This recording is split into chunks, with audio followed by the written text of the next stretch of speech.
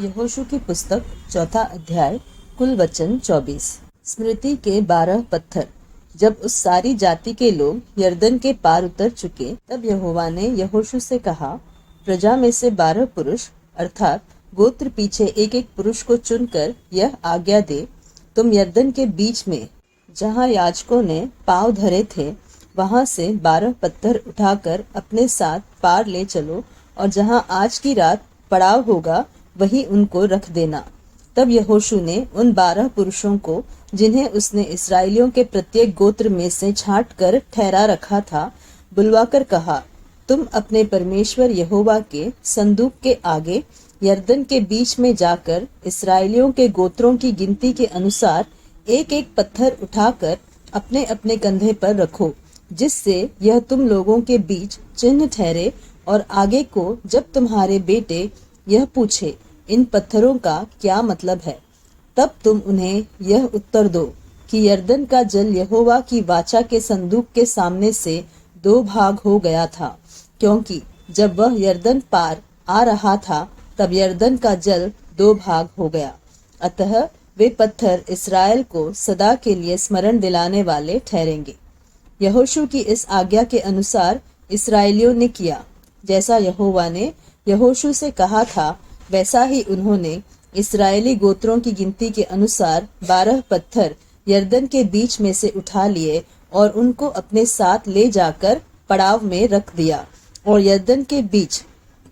जहाँ याजक वाचा के संदूक को उठाए हुए अपने पांव धरे थे, वहां यहोशू ने 12 पत्थर खड़े कराए, वे आज तक वही पाए जाते हैं। और याजक संदूक उठाए हुए उस समय तक यरदन के बीच खड़े रहे, जब तक वे सब बातें पूरी न हो चुकी जिन्हें यहोवा ने यहोशू को लोगों से कहने की आज्ञा दी थी।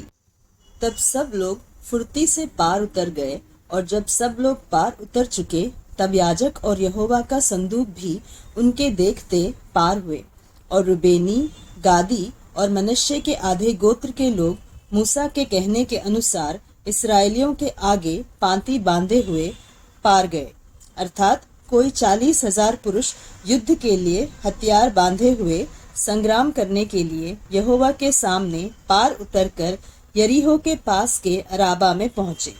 उस दिन यहोवा ने सब इस्राएलियों के सामने यहोशू की महिमा बढ़ाई, और जैसे वे मूसा का भय मानते थे, वैसे ही यहोशू का भी भय उसके जीवन भर मानते रहे।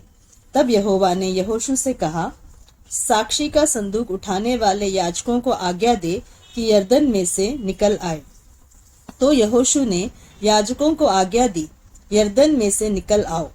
और ज्यों ही यहोवा की वाचा का संदूक उठाने वाले याजक यरदन के बीच में से निकल आए और उनके पांव स्थल पर पड़े, त्यों ही यरदन का जल अपने स्थान पर आया और पहले के समान तटों के ऊपर फिर बहने लगा। पहले महीने के 10वें दिन को प्रजा के लोगों ने यरदन में से निकलकर यरीहो की पूर्वी सीमा पर गिलगाल में अपने डेरे डाले, और जो 12 पत्थर यरदन में से निकाले गए थे उनको यहोशू ने गिलगाल में खड़े किए। तब उसने इस्राएलियों से कहा, आगे को जब तुम्हारे बाल बच्चे अपने अपने पिता से यह पूछे, इन पत्थरों का क्या मतलब है, तब तुम यह कहकर उनको बताना, इस्राएली यरदन के पार स्थल ही स्थल चले आए थे,